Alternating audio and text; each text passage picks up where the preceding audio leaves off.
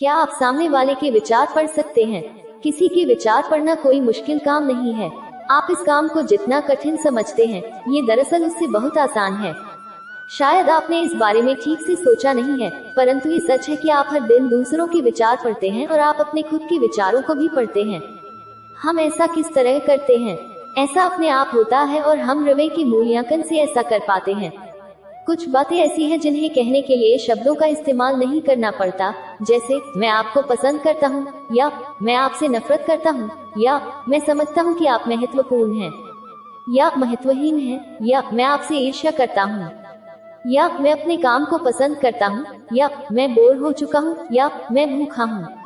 लोग इन वाक्यों को बिना आवाज किए बोल लेते हैं। हम क्या सोच रहे हैं, ये हमारे हाव भाव से समझ में आ जाता है। हमारे हाव भाव हमारे मस्तिष्क के प्रतिबिंब रिफ्लेक्शन हैं। वे बताते हैं कि हम क्या सोच रहे हैं। आप ऑफिस की कुर्सी पर बैठे किसी व्यक्ति के विचार पढ़ सकते हैं। आप उसके हाव भाव देखकर समझ सकते हैं कि अपने काम के बारे में उसका दृष्टिकोण क्या है। आप सेल्समैन, विद्यार्थियों, पतियों और पत्नियों के विचार समझ सकते हैं। आप न सिर्फ ऐसा कर सकते हैं, बल्कि आप अक्सर ऐसा करते हैं। हाव भाव से, आवाज की टोन से और आवाज के उतार चढ़ाव से हम किसी के भी रवैये को समझ जाते हैं।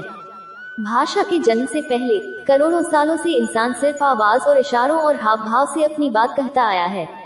करोड़ों सालों तक इंसान दूसरे इंसानों के साथ कम्युनिकेशन के लिए शब्दों का इस्तेमाल नहीं करता था, बल्कि अपने शरीर, अपने चेहरे के भाव और अपनी आवाज का इस्तेमाल करता था। और हम आज भी अपने दृष्टिकोण और अपनी भावनाएं अभिव्यक्त एक्सप्रेस करने के लिए इनका इस्तेमाल करते हैं। बच्चों के साथ व्यवहार करते समय हमारे पास सीधे शारीरिक स्पर्श के अलावा सिर्फ आवाज, हाव भाव और शरीर की गतिविधियां ही तो संप्रेषण कम्युनिकेशन का माध्यम है। और बच्चों में ऐसी छठी इंद्रिय होती है कि वे असली और नकली का फर्क तत्काल समझ लेते हैं। रवैये से फर्क पड़ता है। सही रवैये वाला सेल्समैन अपने लक्ष्य को प्राप्त ही नहीं करता, बल्कि उससे आगे निकल जाता है। सही रवैये वाला विद्यार्थी परीक्षा में फर्स्ट डिवीजन लाता है। सही रवैये वाले दंपति सुखी वैवाहिक जीवन बिताते हैं। सही रवैये से आप लोगों के साथ प्रभावी व्यवहार करते हैं, आप लीडर बन जाते हैं। सही रवैये से आप हर तरह की परिस्थिति में जीत जाते हैं। तो सही रवैया विकसित कैसे करें? इसके लिए इन 3 रवैयों एटीट्यूड्स को विकसित करें। इन्हें अपने हर काम में अपना साथी बनाएं। 1. मुझ में उत्साह है का रवैया विकसित करना। 2. आप महत्वपूर्ण हैं का रवैया विकसित करना। हर इंसान में, चाहे वह इंडिया में रहता हो या इंडियानापोलिस में, चाहे वह मूर्ख हो या बुद्धिमान, चाहे वह सभ्य हो या जंगली, चाहे वह बच्चा हो या बूढ़ा, यह इच्छा होती है कि उसे महत्वपूर्ण समझा जाए। महत्वपूर्ण बनने की लालसा, महत्वपूर्ण बनने की भूख ही आपको सफलता की तरफ आगे ले जाती है। यह आपकी सफलता का सबसे बड़ा औजार है। परंतु आप महत्वपूर्ण हैं के रवैये से परिणाम मिलते हैं और इसमें कुछ भी खर्च नहीं होता। फिर भी बहुत कम लोग इस रवैये का इस्तेमाल करते हैं। अब ये जान लें कि ऐसा क्यों होता है। हम अपने आप को धोखे में न रखें। जिन लोगों में आत्म महत्ता, सेल्फ इम्पोर्टेंस का भाव गहराई तक नहीं होता है, वे हमेशा औसत जिंदगी जीते रहेंगे। अच्छी तरह से इस बात को समझ लें, आपको सफल होने के लिए महत्वपूर्ण अनुभव करना होगा। दूसरे लोगों को महत्वपूर्ण अनुभव कराने से आपको इसलिए फायदा होता है क्योंकि इससे आप ज्यादा महत्वपूर्ण बन जाते हैं। दूसरे लोगों को महत्वपूर्ण अनुभव कराने के लिए इन स्टेप्स को फॉलो करें। 1. तारीफ करने की आदत डालें। दूसरों को ये बताने का नियम बना लें कि आप उनके किए काम की तारीफ करते हैं।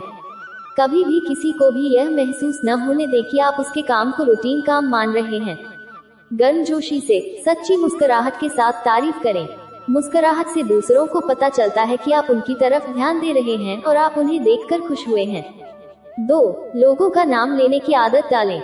हर साल चतुर मैन्युफैक्चरर दूसरे मैन्युफैक्चरर से ज्यादा ब्रीफकेस, पेंसिल, बाइबल और सैकड़ों दूसरे सामान बेच लेते हैं। कारण ये होता है कि वे अपने सामान पर खरीदार का नाम लिख देते हैं। लोगों को अपने नाम का संबोधन अच्छा लगता है।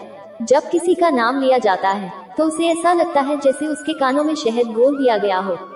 3. प्रशंसा को झपटने के बजाय इसका निवेश करें। ऑथर कहते हैं, हाल ही में मैं एक कंपनी के कार्यक्रम में अतिथि के रूप में गया।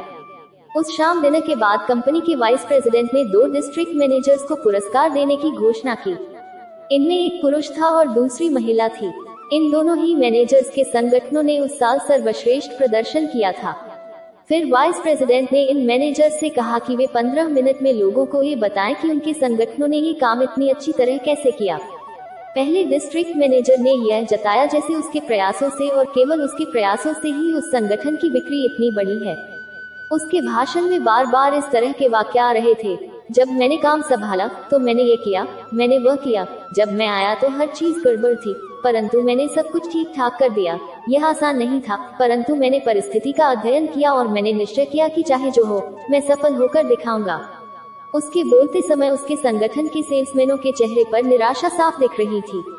इसके बाद दूसरी डिस्ट्रिक्ट मैनेजर ने बताया कि उसके संगठन को जो सफलता मिली है वह उसकी टीम के जी जान से किए गए प्रयासों का परिणाम है। इस सफलता के असली हकदार तो उसके सेल्समैन हैं। इसके बाद उस मैनेजर ने अपने हर सेल्समैन को खड़े होने के लिए कहा ताकि वह हर एक को उसके प्रयास के लिए बधाई दे सके, उसकी तारीफ कर सके। इन दोनों की बातों में कितना फर्क था। पहले ने प्रशंसा को झपटा जबकि दूसरे ने प्रशंसा का निवेश किया। याद रखें, प्रशंसा ही शक्ति है। अपने सुपीरियर से मिलने वाली तारीफ का निवेश करें। अपने अधीनस्थों तक उस तारीफ को पहुंचा दें ताकि वे भविष्य में बेहतर काम करने के लिए प्रेरित हों। जब आप तारीफ बांटते हैं तो आपके अधीनस्थ यह समझ लेते हैं कि आप उन्हें मूल्यवान समझते हैं, उन्हें महत्व देते हैं। 3. सेवा भाव का रवैया विकसित करना। वास्तव में ये बहुत अच्छी बात है कि पैसा कमाया जाए और दौलत इकट्ठी की जाए। पैसा ही वह ताकत है जो आपके परिवार को शक्ति देती है और मनचाही जीवन शैली देती है। पैसा ही वह ताकत है जिसकी मदद से आप बदकिस्मत लोगों की मदद कर सकते हैं। पैसा उन साधनों में से एक है जिनके सहारे आप जीवन को पूरी तरह से जी सकते हैं। 2. आप महत्वपूर्ण हैं का रवैया विकसित करना। हर इंसान में, चाहे वह इंडिया में रहता हो या इंडियानापोलिस में, चाहे वह मूर्ख हो या बुद्धिमान, चाहे वह सभ्य हो या जंगली, चाहे वह बच्चा हो या बूढ़ा, यह इच्छा होती है कि उसे महत्वपूर्ण समझा जाए। महत्वपूर्ण बनने की लालसा, महत्वपूर्ण बनने की भूख ही आपको सफलता की तरफ आगे ले जाती है। यह आपकी सफलता का सबसे बड़ा औजार है। परंतु आप महत्वपूर्ण हैं के रवैये से परिणाम मिलते हैं और इसमें कुछ भी खर्च नहीं होता। फिर भी बहुत कम लोग इस रवैये का इस्तेमाल करते हैं। अब ये जान लें कि ऐसा क्यों होता है। हम अपने आप को धोखे में न रखें। जिन लोगों में आत्म महत्ता, सेल्फ इम्पोर्टेंस का भाव गहराई तक नहीं होता है, वे हमेशा औसत जिंदगी जीते रहेंगे। अच्छी तरह से इस बात को समझ लें, आपको सफल होने के लिए महत्वपूर्ण अनुभव करना होगा। दूसरे लोगों को महत्वपूर्ण अनुभव कराने से आपको इसलिए फायदा होता है क्योंकि इससे आप ज्यादा महत्वपूर्ण बन जाते हैं। दूसरे लोगों को महत्वपूर्ण अनुभव कराने के लिए इन स्टेप्स को फॉलो करें। 1. तारीफ करने की आदत डालें। दूसरों को ये बताने का नियम बना लें कि आप उनके किए काम की तारीफ करते हैं। कभी भी किसी को भी यह महसूस न होने दें कि आप उसके काम को रूटीन काम मान रहे हैं। गर्मजोशी से, सच्ची मुस्कुराहट के साथ तारीफ करें। मुस्कुराहट से दूसरों को पता चलता है कि आप उनकी तरफ ध्यान दे रहे हैं और आप उन्हें देखकर खुश हुए हैं। 2. लोगों का नाम लेने की आदत डालें। हर साल चतुर मैन्युफैक्चरर दूसरे मैन्युफैक्चरर से ज्यादा ब्रीफकेस, पेंसिल, बाइबल और सैकड़ों दूसरे सामान बेच लेते हैं।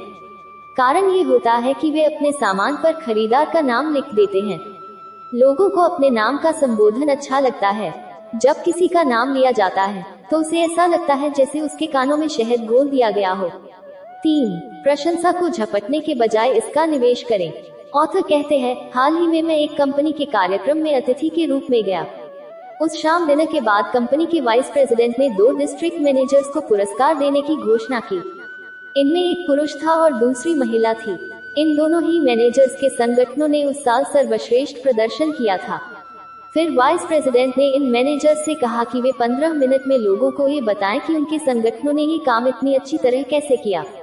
पहले डिस्ट्रिक्ट मैनेजर ने यह जताया जैसे उसके प्रयासों से और केवल उसके प्रयासों से ही उस संगठन की बिक्री इतनी बड़ी है। उसके भाषण में बार बार इस तरह के वाक्य आ रहे थे, जब मैंने काम संभाला तो मैंने ये किया, मैंने वह किया, जब मैं आया तो हर चीज गड़बड़ थी, परंतु मैंने सब कुछ ठीक ठाक कर दिया। यह आसान नहीं था, परंतु मैंने परिस्थिति का अध्ययन किया और मैंने निश्चय किया कि चाहे जो हो, मैं सफल होकर दिखाऊंगा। उसके बोलते समय उसके संगठन के सेल्समैनों के चेहरे पर निराशा साफ दिख रही थी। इसके बाद दूसरी डिस्ट्रिक्ट मैनेजर ने बताया कि उसके संगठन को जो सफलता मिली है वह उसकी टीम के जी जान से किए गए प्रयासों का परिणाम है। इस सफलता के असली हकदार तो उसके सेल्समैन हैं। इसके बाद उस मैनेजर ने अपने हर सेल्समैन को खड़े होने के लिए कहा ताकि वह हर एक को उसके प्रयास के लिए बधाई दे सके, उसकी तारीफ कर सके। इन दोनों की बातों में कितना फर्क था। पहले ने प्रशंसा को झपटा जबकि दूसरे ने प्रशंसा का निवेश किया। याद रखें, प्रशंसा ही शक्ति है। अपने सुपीरियर से मिलने वाली तारीफ का निवेश करें।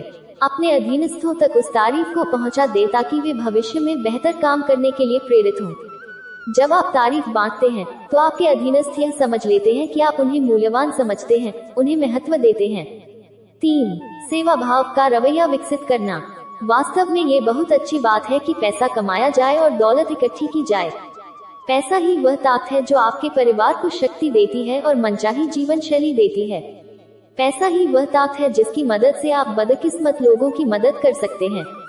पैसा उन साधनों में से एक है जिनके सहारे आप जीवन को पूरी तरह से जी सकते हैं। पैसे कमाना एक बढ़िया लक्ष्य है। ये हैरानी की बात है कि ज्यादातर लोग पैसा कमाते समय सीधी शैली के बजाय उल्टी शैली का प्रयोग क्यों करते हैं। हर कहीं आप देखते हैं कि लोगों का रवैया पहले पैसा होता है, परंतु इन्हीं लोगों के पास सबसे कम पैसा होता है। क्यों? सिर्फ इसलिए क्योंकि जिन लोगों का रवैया पहले पैसा होता है वे पैसे के बारे में दीवाने हो जाते हैं। वे ये भूल जाते हैं कि पैसे की फसल तब तक नहीं काटी जा सकती जब तक कि आप पैसे के बीज को न बोएं। और पैसे का बीज है सेवा। इसीलिए पहले सेवा वाले रवैये से ही दौलत आती है। पहले सेवा कीजिए और पैसा अपने आप आपके पास आ जाएगा।